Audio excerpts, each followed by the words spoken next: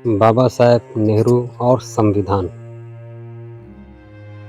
साथियों, बाबा साहब अम्बेडकर की समाज सुधारक वाली छवि कांग्रेस के लिए चिंता का कारण थी। यही वजह है कि पार्टी ने उन्हें संविधान सभा से दूर रखने की योजना बनाई। संविधान सभा में भेजे गए शुरुआती 297 सदस्यों में अम्बेडकर नहीं थे। अम्बेडकर सदस्य बनने के लिए बॉम्बे के अनुसूचित जाति संघ का साथ भी नहीं ले पाए। उस समय के बॉम्बे के मुख्यमंत्री बीजी खेर ने पटेल के कहने पर सुनिश्चित किया कि अम्बेडकर 297 सदस्य निकाय के लिए न चुने जाए। जब वो बॉम्बे में असफल रहे तो उनकी मदद को बंगाल के दलित नेता जोगेंद्र मंडल सामने आए। उन्होंने मुस्लिम लीग की मदद से अम्बेडकर को संविधान सभा में पहुंचाया। यही मंडल बाद में पाकिस्तान के पहले कानून मंत्री बने। ये अलग कहानी है कि 1950 में वो पाकिस्तान छोड़ भारत आ गए। उधर बाबा साहब अम्बेडकर को संविधान सभा में जाने से पहले कुछ और बाधाएं पार करनी पड़ी। जिन जिलों के वोटों से बाबा साहब अम्बेडकर संविधान सभा में पहुंचे थे, वो हिंदू बहुल होने के बावजूद पूर्वी पाकिस्तान का हिस्सा बन गए।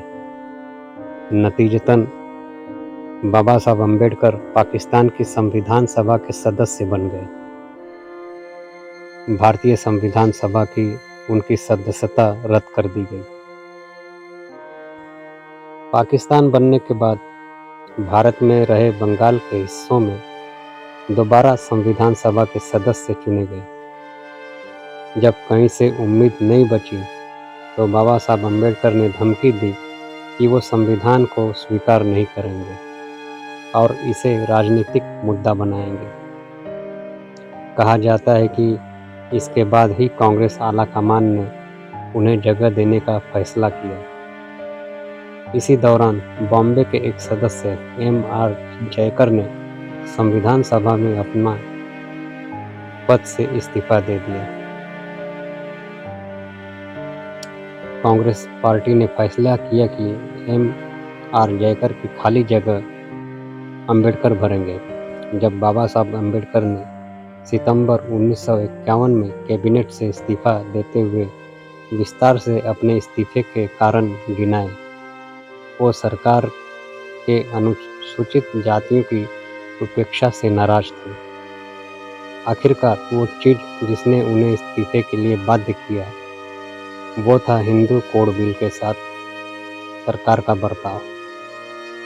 यह विधेयक 1947 में सदन में पेश किया गया था, लेकिन बिना किसी चर्चा के जमींदोज हो गया। उनका मानना था कि यह इस देश की विधायिका का किया सबसे बड़ा सामाजिक सुधार होता। अम्बेडकर ने कहा कि प्रधानमंत्री के आश्वासन के बावजूद ये बिल संसद में गिरा दिया गया। अपने भाषण के अंत में उन्होंने कहा, अगर मुझे यह नहीं लगता कि प्रधानमंत्री के वादे और काम के बीच अंतर होना चाहिए तो निश्चित ही गलती मेरी नहीं है। साथियों, इस तरह बाबा साहब को संविधान सभा में भेजने के लिए भी बहुत सी छल कपट किया गया। अंततः पश्चिम बंगाल के मुस्लिम बहुल क्षेत्रों ने उन्हें संविधान सभा में भेजने का काम किया और उसी बाबा साहब ने भारत का संविधान लिख दिया, जो दुनिया का सबसे बड़ा लोकतंत्र कहलाया। बाबा साहेब, आप पर सभी देशवासियों का गर्व है। जय भीम, जय भारत, जय संविधान।